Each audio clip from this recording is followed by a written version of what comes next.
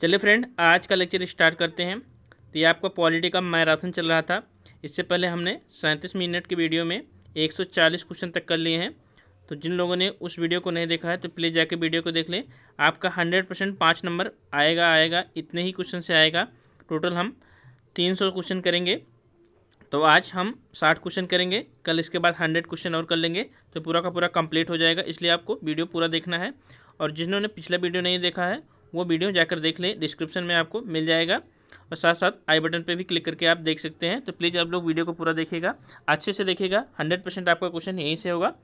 तो चलिए स्टार्ट करते हैं आज का क्वेश्चन, जो कि नीति निर्देशक तत्व से होगा, DPSP से होगा। तो चलिए स्टार्ट करते हैं क्वेश्चन नंबर 141 से। आइए देखते हैं पहला क्वेश्चन कि राज्य के नीति निर्देशक तत्व सहज अध्ययन के लिए निम्नलिखित में से कौन से भागों में विभाजित किए गए हैं। इंपॉर्टेंट क्वेश्चन है। तो DPSP को सहज अध्ययन के लिए उसको समाजवादी, गांधीवादी और उदारवादी में बांटा गया है। तो करेक्ट आंसर होगा ऑप्शन नंबर डी, उपरोक्त सभी। क्वेश्चन नंबर सेकंड देख लेते हैं कि भारतीय संविधान में सम्मिलित नीति निर्देशक तत्व किस देश से संविधान से प्रेरित हैं। तो आपको पूछा गया है कि जो DPSP है वो किस देश के संविधान से प्रेरित है। तो इसका जो करेक्ट आंसर है वो ऑप्शन नंबर डी है, आयरलैंड से। आपको ध्यान में रखना है। आपका अमेरिका से फंडामेंटल राइट है, इसको भी आपको ध्यान में रखना है। और इसके बाद ऑस्ट्रेलिया से आपका क्या है, तो ऑस्ट्रेलिया से आपका है समवर्ती सूची के बारे में। और संघीय में आपका कनाडा से है, तो इस बात को भी आपको ध्यान में रखना है। क्वेश्चन नंबर थर्ड देखते हैं कि संविधान में वर्णित नीति निर्देशक तत्व संविधान के किस भाग में है। इंपॉर्टेंट क्वेश्चन है। तो संविधान के किस भाग में है, तो इसका जो करेक्ट आंसर होगा ऑप्शन नंबर डी होगा, भाग 4 में। भाग 3 में आपका क्या है, तो फंडामेंटल राइट है। भाग 2 में आपका क्या है, तो सिटीजनशिप है, नागरिकता है। और भाग में है क्या, राज्यों का संघ है, संघराज्य क्षेत्र के बारे में है। तो सभी को बातें आपको ध्यान में रखना है। चलिए क्वेश्चन नंबर 144 देखते हैं। तो 144 में कह रहा है कि संविधान में वर्णित नीति निर्देशक तत्व संबंधित है। इंपॉर्टेंट है। तो संविधान में वर्णित जो DPSP है वो आर्टिकल 36 से लेकर 51 तक में वर्णन है। तो करेक्ट आंसर होगा ऑप्शन नंबर ए। 12 से लेकर 35 में आपका फंडामेंटल राइट है, मूल अधिकार है। 51 का में आपका फंडामेंटल ड्यूटी है, मूल कर्तव्य है। और 5 से 11 में आपकी नागरिकता है। तो सभी बातें आपको ध्यान में रखना है। चलिए क्वेश्चन नंबर 145 देखते हैं। तो गाइज, इससे पहले यदि आप चैनल पर नए तो प्लीज़ चैनल को सब्सक्राइब कर लें और शेयर जरूर करें ताकि सभी को लाभ हो सके। तो चलिए क्वेश्चन नंबर 145 देखते हैं कि राज्य के नीति निर्देशक तत्व हैं। तो नीति निर्देशक तत्व क्या है, तो करेक्ट आंसर होगा ऑप्शन नंबर बी, वाद योग्य नहीं है, इनके उल्लंघन पे आप न्यायालय में नहीं जा सकते हैं। तो करेक्ट आंसर होगा ऑप्शन नंबर बी, वाद योग्य नहीं है। नेक्स्ट क्वेश्चन देख लेते हैं कि निम्नलिखित में से कौन सा अनुच्छेद राज्य सरकार को ग्राम पंचायत कि ग्राम पंचायत के गठन करने के लिए निर्देशित करता है। तो ग्राम पंचायत का गठन किस अनुच्छेद में है, तो आर्टिकल 40 में है। तो करेक्ट आंसर होगा क्या, ऑप्शन नंबर ए, आर्टिकल 40। ध्यान में रखना। क्वेश्चन नंबर कौन सा 147 देखते हैं। तो भारतीय संविधान के नीति निर्देशक तत्व में सहकारी समिति को किस संविधान संशोधन के तहत जोड़ा गया था। इंपॉर्टेंट क्वेश्चन है। सहकारी समिति आपका किस में है, तो 9 खा में है। तो इस बात को भी आपको ध्यान में रखना है, 9 खा में है। 97वें संविधान संशोधन 2011 के तहत जोड़ा गया था। तो करेक्ट आंसर होगा ऑप्शन नंबर बी, ये बात भी आपको ध्यान में रखना है। चलिए क्वेश्चन नंबर 148 देखते हैं। तो 42वें संविधान संशोधन द्वारा किस अनुच्छेद के माध्यम से श्रमिकों की प्रबंधन में भागीदारी सुनिश्चित की गई। इंपॉर्टेंट क्वेश्चन है। प्रबंधन में भागीदारी कब सुनिश्चित की गई, 42वें संविधान संशोधन 1976 के तहत। और अनुच्छेद जोड़ा गया वो 43A जोड़ा गया। तो 43 का जोड़ा गया। तो करेक्ट आंसर होगा option number C. Question number 149 है कि लोक कल्याणकारी राज्य की स्थापना संबंधित है। इंपॉर्टेंट है। तो लोक कल्याणकारी राज्य जो कि आर्टिकल 38 में है। तो इस बात को भी ध्यान में रखना है, आर्टिकल 38 में है और DPSP से संबंधित है। तो करेक्ट आंसर होगा ऑप्शन नंबर डी, नीति निर्देशक तत्व। क्वेश्चन नंबर 150 है कि भारतीय संविधान का कौन सा अनुच्छेद भारत के विदेशी नीति से संबंधित है। करेक्ट आंसर होगा क्या आपका, विदेशी नीति से संबंधित कौन सा है, तो अनुच्छेद 51 है। तो करेक्ट आंसर होगा ऑप्शन नंबर सी, अनुच्छेद 51 क्या आपका है, तो मूल कर्तव्य है। ध्यान में रखना। तो इस बात को आपको ध्यान में रखना। अनुच्छेद 50 क्या है आपको, तो कार्यपालिका से, न्यायपालिका का कार्यपालिका से क्या है, पृथककरण है। चलिए क्वेश्चन नंबर 151 देखते हैं कि निम्नलिखित में से कौन सा नीति निर्देशक तत्व में शामिल है। तो कौन सा ऐसा है जो नीति निर्देशक तत्व में शामिल है, तो करेक्ट आंसर होगा ऑप्शन नंबर डी, समान नागरिक संहिता जो कि आर्टिकल 44 में है, तो आर्टिकल भी आपको सभी आर्टिकल हम कराएंगे, तो सभी आर्टिकल को आपको ध्यान में रखना है। और प्रेस की स्वतंत्रता किस में है, तो प्रेस की स्वतंत्रता आर्टिकल 19 में है। जीवन जीने और इंटरनेट की स्वतंत्रता आपके आर्टिकल 21 में है। तो सारी बातें आपको ध्यान में रखना है। चलिए नेक्स्ट क्वेश्चन देख लेते हैं। तो क्वेश्चन नंबर क्या है, 152 है कि राज्य के नीति निर्देशक तत्व एक ऐसा चेक है जो बैंक की सुविधा अनुसार अदा किया जाता है। किसने कहा है, तो किसने कहा था ये, तो आपके केटी शाह ने कहा था। तो करेक्ट आंसर होगा ऑप्शन नंबर सी, इंपॉर्टेंट है, ध्यान में रखना, स्टेटमेंट वाइज है। क्वेश्चन नंबर 153 है कि पुरुषों और स्त्रियों के समान कार्य के लिए समान वेतन किस अनुच्छेद में वर्णित है। इंपॉर्टेंट क्वेश्चन है। समान कार्य के लिए समान वेतन आपके अनुच्छेद 39D में है, जिसको 39 घा कहा जाता है। तो हिंदी वाले 39 घा लिखिए।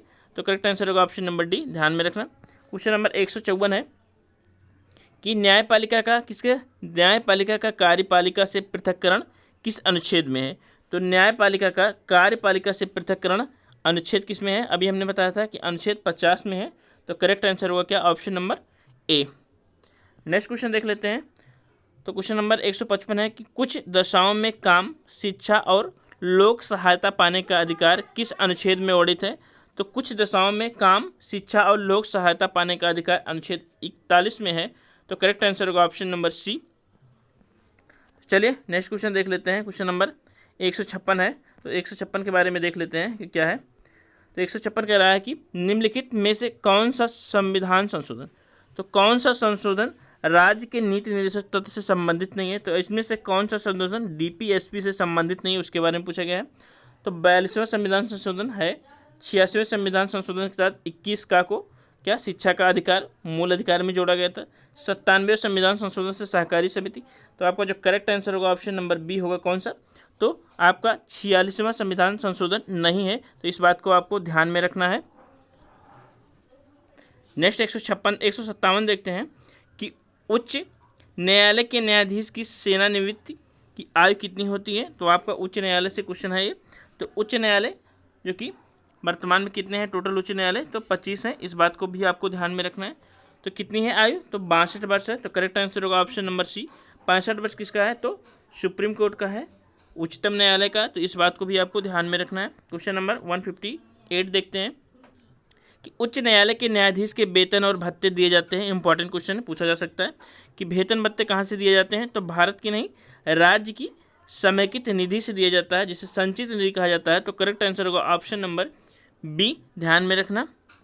क्वेश्चन नंबर 159 है कि उच्च न्यायालय के सेवानिवृत्त जज को पेंशन कहाँ से दिया जाता है। इंपॉर्टेंट क्वेश्चन है। तो वेतन और भत्ते राज्य की संचित निधि से जाते हैं, लेकिन पेंशन भारत की संचित निधि से दिया जाता है। तो इस बात को आपको गांठ बात के याद रखना है, इंपॉर्टेंट है, भ्रमित कर सकता है, इसलिए आपको ध्यान में रखना है।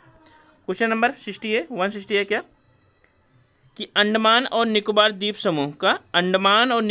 समूह पर निम्नलिखित उच्च न्यायालयों में से किस एक का क्षेत्र अधिकार है। किसका है, तो अंडमान निकोबार द्वीप समूह कहाँ है, आपको यहाँ पर देखने को मिलेगा। इसके ऊपर आपको क्या देखने को मिलेगा, तो पश्चिम बंगाल देखने को मिलेगा। तो पश्चिम बंगाल।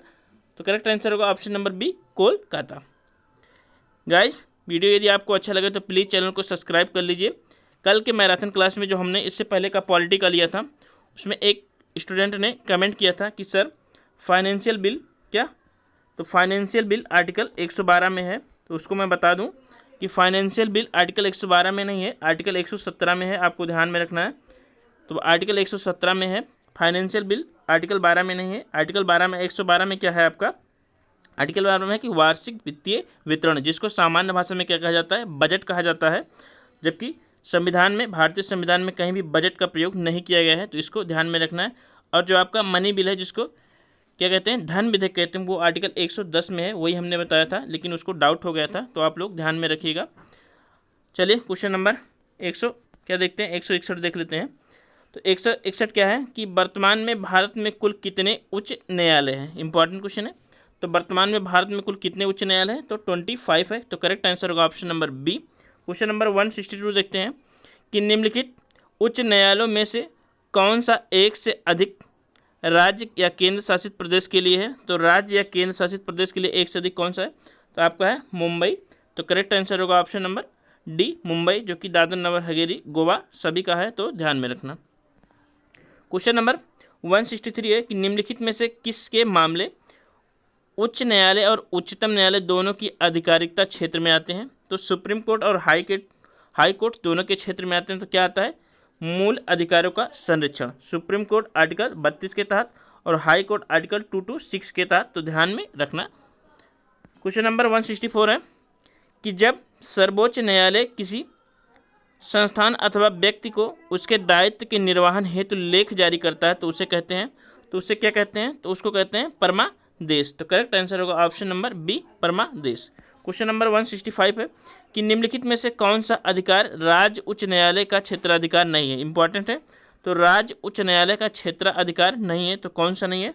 तो देख लेते हैं। तो आपका जो परामर्श संबंधी क्षेत्राधिकार है, तो परामर्श सिर्फ सुप्रीम कोर्ट के पास है आर्टिकल 143 के तहत। तो ऑप्शन होगा ऑप्शन नंबर डी, ध्यान में रखना। क्वेश्चन नंबर 166 है कि निम्नलिखित में से कौन सी एक याचिका अधीनस्थ न्यायालय की कार्य पद्धतियों का क्या करती है? परीक्षण करती है। तो कौन सी करती है? तो आपका उत्प्रेक्षण करती है। तो करेक्ट आंसर होगा option number D. Question number 167 है कि जिला न्यायाधीश, तो जिला न्यायाधीश शब्द संविधान के किस अनुच्छेद में है? इंपॉर्टेंट है।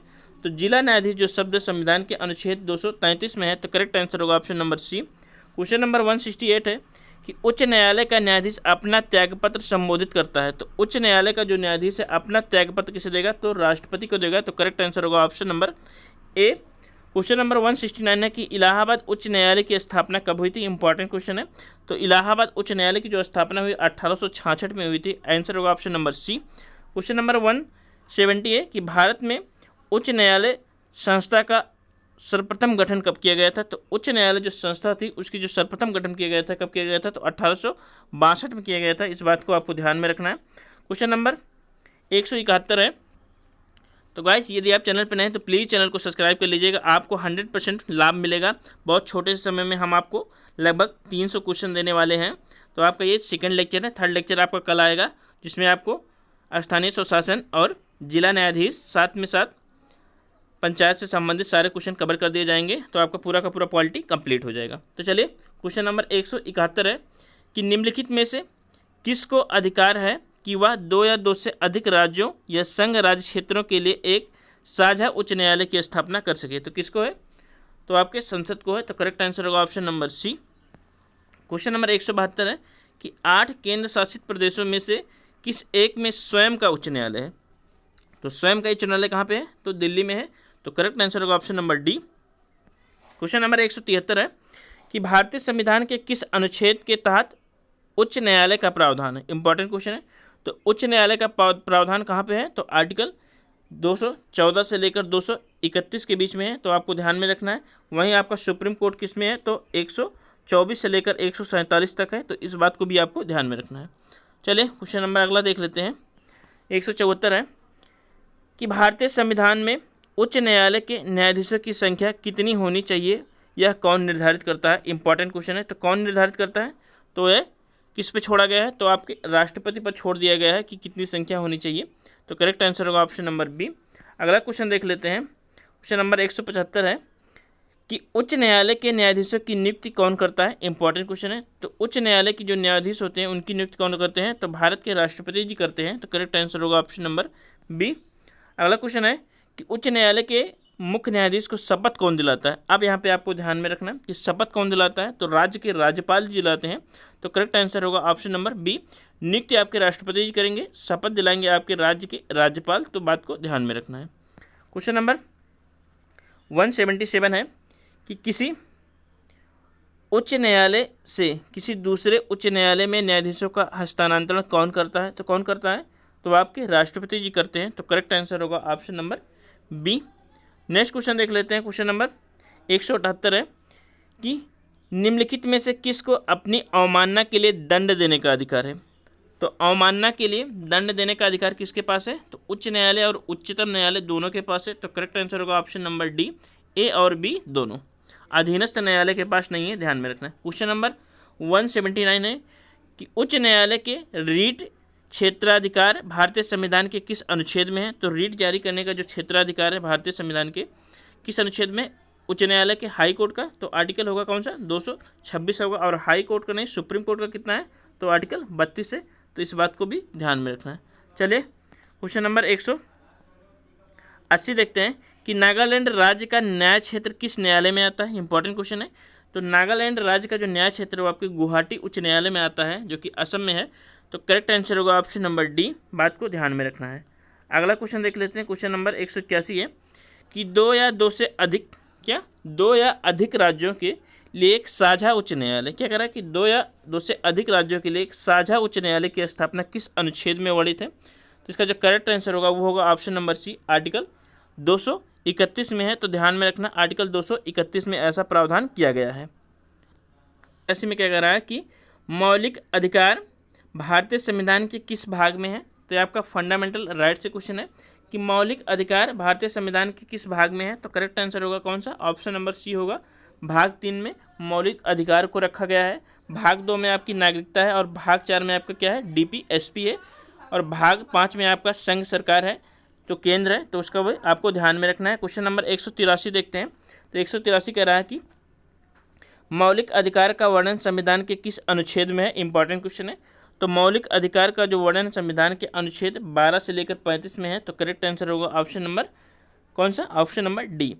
आर्टिकल 36 से 51 में आपका DPSP है, 5 से 11 में आपका क्या है, तो नागरिकता है, और 1 से 4 में आपका संघ राज्य क्षेत्र है। सारी चीज़ें हम बार बार रिपीट कर रहे हैं ताकि 100% आपको क्लियर हो जाए। चलिए क्वेश्चन नंबर 184 है कि मौलिक अधिकार क्या है। तो मौलिक अधिकार क्या है, तो मौलिक अधिकार एक वाद योग्य है। इसके उल्लंघन पे आप हाई कोर्ट या सुप्रीम कोर्ट जा सकते हैं। हाई कोर्ट जाने के लिए आर्टिकल 226 का यूज करिए, और सुप्रीम कोर्ट जाने के लिए आर्टिकल 32 का। तो आपको ध्यान में रखना है। क्वेश्चन नंबर 185 क्या है कि मौलिक अधिकार को निलंबित कब किया जा सकता है। तो मौलिक अधिकार को निलंबित कब किया जाता है। तो इसका जो करेक्ट आंसर होगा वो होगा राष्ट्रपति की, जब आपातकालीन की स्थिति होती है तब निलंबित किया जाता है। तो करेक्ट आंसर होगा क्या, ऑप्शन नंबर सी, ध्यान में रखना। चलिए क्वेश्चन नंबर 186 देख लेते हैं। तो 186 क्या कह रहा है कि भारतीय संविधान के किस अनुच्छेद, तो भारतीय संविधान के निम्नलिखित अनुच्छेदों में से कौन विधायन सत्ता पर पूर्ण नियंत्रण रखता है। तो विधायन सत्ता पर पूर्ण नियंत्रण कौन रखता है, तो कानून के समक्ष समता का अधिकार किस में है, तो आर्टिकल 14 में है। तो करेक्ट आंसर होगा क्या, option number A, article 14। Article 15 में क्या है, तो धर्म, किसे, धर्म, जाति, नस्ल, लिंग, जन्म स्थान आदि से भेदभाव रहित होना चाहिए। तो आर्टिकल 15 कह रहा है। और आर्टिकल 16 क्या कह रहा है कि सार्वजनिक रोजगार के मामलों में अवसर की क्या होनी चाहिए, तो समानता होनी चाहिए। तो रोजगार के मामले में अवसर की समानता होनी चाहिए। और आर्टिकल 20 क्या कह रहा है कि अपराधों के लिए दोष सिद्ध के लिए संरक्षण। तो दोष सिद्ध से संरक्षण किसमें है, आर्टिकल 20 में है। सारे आर्टिकल आपको क्लियर हो जाएंगे, उसकी चिंता मत करिए। क्वेश्चन नंबर 187 है कि संविधान के किस अनुच्छेद में कानून का समान संरक्षण का प्रावधान है। तो कानून के जो समान संरक्षण उसका प्रावधान कहाँ पर है, तो इसका जो आर्टिकल होगा वो होगा आर्टिकल 14। तो करेक्ट आंसर होगा क्या, ऑप्शन नंबर सी, आर्टिकल 14, ध्यान में रखना। क्वेश्चन नंबर 188 है कि स्वतंत्रता का अधिकार किस अनुच्छेद में वर्णित है। इंपॉर्टेंट क्वेश्चन है। तो स्वतंत्रता का जो अधिकार है वो कहाँ पर है, तो आर्टिकल 19 से लेकर 22 में है। तो करेक्ट आंसर होगा क्या, ऑप्शन नंबर बी, आर्टिकल 19 से लेकर 22 में, ध्यान में रखना। क्वेश्चन नंबर 189 है कि भारतीय संविधान के किस अनुच्छेद में अस्पृश्यता के अंत का प्रावधान है। मतलब छुआछूत के जो प्रावधान है, छुआछूत के अंत का प्रावधान किस में है, तो अनुच्छेद 17 में है, ध्यान में रखना। उपाधियों का जो उन्मूलन है वो अनुच्छेद 18 में है। अनुच्छेद 22 में क्या है, तो अनुच्छेद 22 में आपका कुछ मामलों में गिरफ्तारी तथा निरुद्धता से संरक्षण। तो आपको अनुच्छेद 22 में याद रखना है। 15 हमने अभी पहले बता रखा था, 17 आपका अस्पृश्यता है, 18 आपका उपाधियों का अंत है। तो सारी चीज़ें आपको आर्टिकल याद रखना है, यहीं से आपका पूरा रिवीजन हो जाएगा। क्वेश्चन नंबर 190 है कि मौलिक अधिकार के अंतर्गत कौन सा अनुच्छेद बच्चों के शोषण से संबंधित है। इंपॉर्टेंट क्वेश्चन है। तो बच्चों के शोषण से संबंधित कौन है, तो कारखानों में या कहीं भी बच्चों को 14 से कम उम्र में जो कार्य किए जाते हैं, तो वहाँ से बच्चों के शोषण से। तो आर्टिकल कौन सा हो जाएगा सही, आर्टिकल नंबर 24 होगा। तो करेक्ट आंसर होगा ऑप्शन नंबर डी, ध्यान में रखना। क्वेश्चन नंबर 191 है कि भारतीय संविधान का कौन सा अनुच्छेद प्रेस की स्वतंत्रता से संबंधित है। इंपॉर्टेंट क्वेश्चन है, बार बार पूछा जाता है। प्रेस की स्वतंत्रता का संबंध किससे है, तो आर्टिकल 19 से है। तो करेक्ट आंसर होगा ऑप्शन नंबर कौन सा, ऑप्शन नंबर ए होगा। क्वेश्चन नंबर 192 है कि भारतीय संविधान के अनुच्छेद 25 का संबंध है। तो 25 का संबंध किससे है? तो आपके धर्म की स्वतंत्रता से है। तो करेक्ट आंसर होगा ऑप्शन नंबर सी, ध्यान में रखना। क्वेश्चन नंबर 193 है कि भारतीय संविधान में मूल अधिकार को किस देश के संविधान से प्रेरित किया गया है? तो भारतीय संविधान में जो मूल अधिकार लिया गया है वो अमेरिका से। तो करेक्ट आंसर होगा क्या? Option number C. 194 number question है कि संविधान के अंतर्गत मूल अधिकारों का संरक्षक कौन है? तो मूल अधिकारों का संरक्षक कौन है? तो आपका सर्वोच्च न्यायालय है। तो करेक्ट आंसर होगा option number C. Question number 195 है कि संपत्ति के मौलिक अधिकार को कब समाप्त किया गया? तो संपत्ति का जो अधिकार था उसको मौलिक अधिकार से हटा दिया गया कब? तो इसका जो करेक्ट आंसर होगा ऑप्शन नंबर ए होगा, 44वें संविधान संशोधन 1978 के द्वारा। तो आपको ध्यान में रखना है। क्वेश्चन नंबर 196 है कि भारतीय संविधान निम्न में से कौन सा अधिकार प्रदान नहीं करता है? तो कौन सा अधिकार भारतीय संविधान प्रदान नहीं करता है? तो समान आवास का अधिकार ये नहीं करता है। तो करेक्ट आंसर होगा option number A. Question number 197 देखते हैं। तो 197 कह रहा है कि राज्य 6 से 14 वर्ष के सभी बच्चों को निःशुल्क एवं अनिवार्य शिक्षा प्रदान करेगा किस अनुच्छेद में वर्णित है? इंपॉर्टेंट क्वेश्चन है। तो निःशुल्क एवं अनिवार्य शिक्षा, तो इसका जो करेक्ट आंसर होगा ऑप्शन नंबर सी होगा, जो कि एक मौलिक अधिकार है। आर्टिकल 21A कब जोड़ा गया? तो 86वें संविधान संशोधन 2002 के तहत जोड़ा गया। तो करेक्ट आंसर होगा कौन सा? Article 21A। ध्यान में रखना, बार बार क्वेश्चन पूछे जाते हैं। क्वेश्चन नंबर 198 है कि वर्तमान समय में भारतीय संविधान के अंतर्गत संपत्ति का अधिकार है। तो संपत्ति का अधिकार क्या है? एक वैधानिक अधिकार है। तो करेक्ट आंसर होगा क्या? Option number A. Option number क्या? ऑप्शन नंबर बी होगा, वैधानिक अधिकार। क्वेश्चन नंबर 199 है कि निजता का अधिकार भारतीय संविधान के किस अनुच्छेद में है? इंपॉर्टेंट क्वेश्चन है। तो निजता का जो अधिकार है भारतीय संविधान के अनुच्छेद किस में है? तो अनुच्छेद 21 में है। तो करेक्ट आंसर होगा क्या? Option number C. आज का last question but not least, क्योंकि कल भी लेक्चर आएगा आपका। क्वेश्चन नंबर 200 है आज का कि सार्वजनिक रोजगार के मामले में अवसर की समानता भारतीय संविधान के किस अनुच्छेद में है? तो अभी हमने बताया था कि अवसर की समानता किस में है? तो अनुच्छेद आपके 16 में है। तो करेक्ट आंसर होगा क्या? Option number B. तो गाइस, ये वीडियो आपको अच्छा लगे, बहुत ही कम समय में मात्र आपको 20 मिनट में 60 क्वेश्चन मिल गए, और इससे पहले के लेक्चर में हमने 140 क्वेश्चन कराए थे। तो आप संपूर्ण वीडियो 200 क्वेश्चन का देख सकते हैं, आपको 100% लाभ मिलेगा। तो यदि चैनल पर नए हैं तो प्लीज़ चैनल को सब्सक्राइब कर लें और शेयर जरूर करिएगा। थैंक यू, धन्यवाद।